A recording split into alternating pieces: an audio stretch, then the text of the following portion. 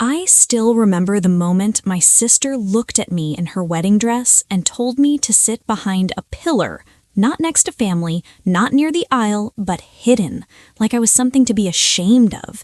And that was the second I realized this wedding was not about love, it was about power.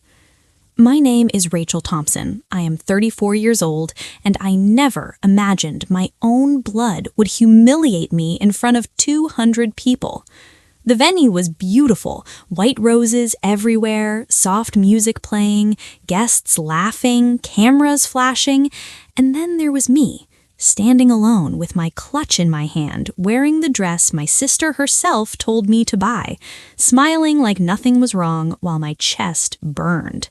She leaned close and whispered, "Keep out of sight. I do not want drama today. Sit there behind the pillar until the ceremony starts." Her voice calm, her eyes sharp. I froze, because when humiliation comes from family, it paralyzes you. People passed by, cousins, co-workers, friends of the groom. None of them noticed me, because the pillar did its job. It erased me. As I stood there, memories started crashing in. How I helped her plan this wedding, how I paid for her dress alterations when she cried she was short on money, how I defended her when the family said she was rushing into marriage. I told myself maybe this was temporary, maybe she was stressed, but then the ceremony began and everyone was seated except me.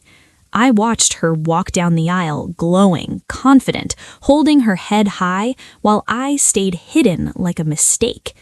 That was when her mother-in-law walked by, stopped, and asked me softly, "Why are you standing here, dear? Are you lost?" Before I could answer, my sister glanced over, her smile never fading, and said loudly, "She is fine there." Fine? That word echoed in my head. I felt something shift inside me, a quiet snap, the kind that doesn't scream, it promises. Because while I stood behind that pillar, invisible and embarrassed, I made a decision. I would not cry at this wedding. I would not confront her. I would not ruin her day, but I would remember everything. And one day, she would understand exactly what it feels like to be pushed aside when everyone is watching. After the wedding, people assumed I was distant because I was tired. They had no idea I was silent because I was observing. My sister enjoyed her honeymoon, posting pictures, laughing, acting like the perfect newlywed, while I stayed quiet, because revenge does not rush, it waits. What she did not know was that during that wedding, while I stood behind that pillar, I saw things. I saw her husband argue quietly with his brother near the bar.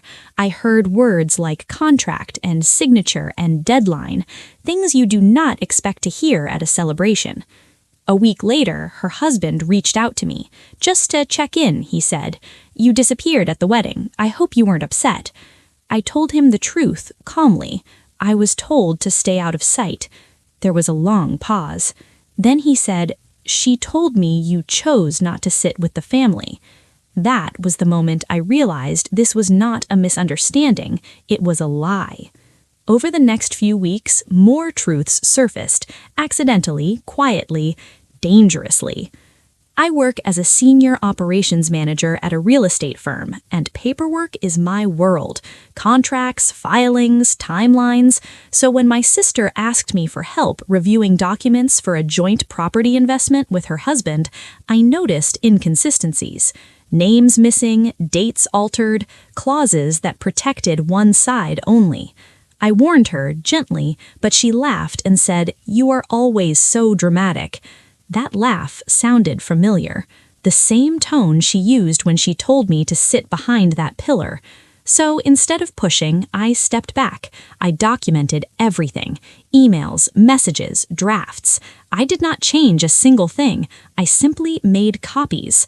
Months later, when the investment collapsed and lawyers became involved, my sister was shocked when questions started pointing toward her. She came to me crying, saying, "You should have warned me." I looked at her and said, "I tried. You did not want to see me." Her husband later thanked me quietly for my honesty, because my documentation saved him from legal damage. That was the twist she never expected. The sister she tried to hide ended up being the only person who saw the truth clearly. The final confrontation happened at a family dinner. Not dramatic, not loud, just real. My sister finally asked me, "Why did you let this happen to me?" I took a breath and said, "I did not let anything happen. I simply stopped protecting you from consequences." The table went silent. I reminded her of the wedding, the pillar, the lie, the way she erased me in front of everyone, and I told her something she was not ready to hear. "You taught me that day that my place in your life was conditional."